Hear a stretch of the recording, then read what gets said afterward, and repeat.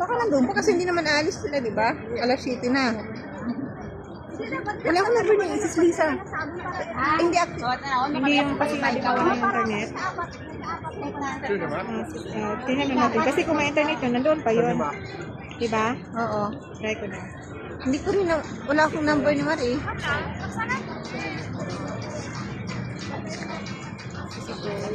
Wala. May internet. Baka nasa gym room pa siya.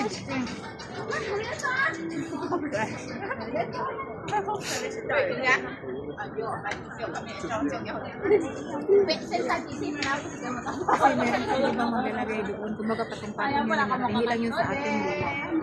Yung doon. Saan ba yan? Katabi natin sila, ano? Dadalawa tayo doon. Hindi sa Oo, kabila. Wala nang mapaglagyan doon.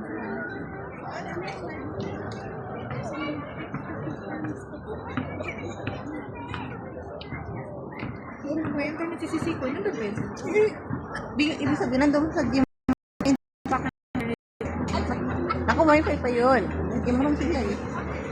Hindi pa inuuwi kung wala naman silang pupuntahan.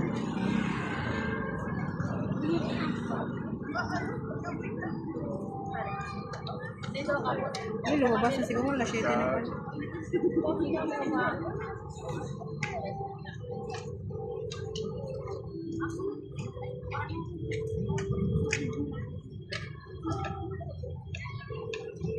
Messenger, saglit. Tapos,